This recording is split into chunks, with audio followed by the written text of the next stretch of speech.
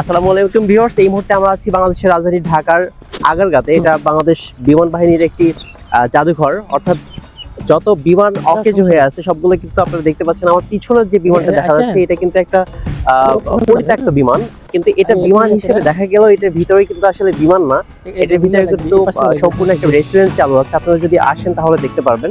চলুন আমরা এখন ভিতরের পরিবেশটা উপভোগ করবো, যে ভিতরে আসলে কত সুন্দর রেস্টুরেন্টটা, এবং পাইলটের যে ক্যাবিনেটটা সেটাও কিন্তু সামনে দেওয়া আছে, আমরা সেটাও আপনাদেরকে দেখাবো। চলুন একসাথে উপভোগ করা যাক। ভিউয়ার্স, সামনে যে বিমানটি দেখতে পাচ্ছেন এটা বাংলাদেশ এয়ারফোর্সের একটি বিমান, যেটা এখন পরিত্যক্ত অবস্থায় রেখে দেওয়া হয়েছে বাংলাদেশ মিউজিয়ামে। এটা বাংলাদেশ বিমান বাহিনী জাদুঘরের আগারগাঁতে রাখা আছে। আপনারা যদি কখনো কেউ এখানে এসে থাকেন তাহলে দেখতে পারবেন। এটা কিন্তু একটা বিমান বাহ্যিক দিক থেকে দেখা গেলেও এটি কিন্তু একটা রেস্টুরেন্ট। সো চলুন আমরা উপভোগ করব আমাদের ভিতরের রেস্টুরেন্টটা আসলে কেমন দেখতে এবং ভিতরের ভিউটা কেমন, আমরা চলুন দেখি। আপনারা দেখতে পাচ্ছেন একটি সিঁড়ি করে দেওয়া আছে ভিতরে ওঠার জন্য, অর্থাৎ রেস্টুরেন্টে ওঠার জন্য।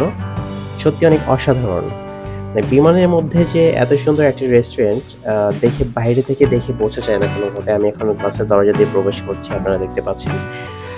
এখন আমরা ভিতরে দেখাবো আপনাদের। দেখেন কত সুন্দর একটা ভিউ।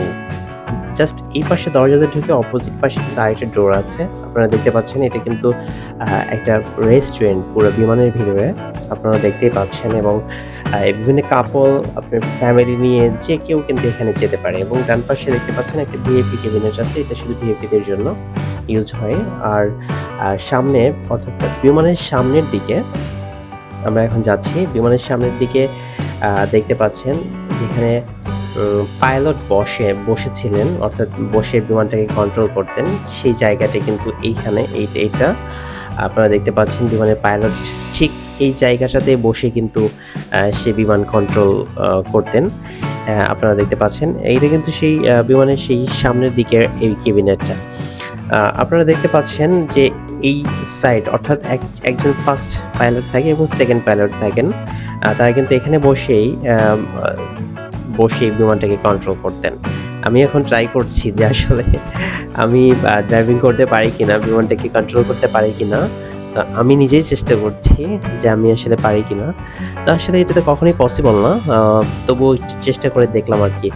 কখনো তো আকাশে উড়াতে পারবো না হয়তো বা, আবার বুঝতেই পারছেন। যাই হোক, আপনারা দেখতে পাচ্ছেন এবং দেখতে পারলেন আমি অবশেষে ব্যর্থ হয়ে উঠে চলে আসছি। এবং আমরা কিন্তু দেখলাম কত সুন্দর এই রেস্টুরেন্টটা। সো আপনারা যদি কেউ ঢাকায় আসেন অবশ্যই আগারগাঁতে, এটা কিন্তু আগারগাঁ মেট্রো রেল স্টেশনের সাথেই এটা টিকিট কাউন্টার। আপনারা এসে কিন্তু এই বিমানের এই সুন্দর রেস্টুরেন্টটা কিন্তু উপভোগ করতে পারেন, এবং আপনি চাইলে এখানে বসে খেতেও পারেন।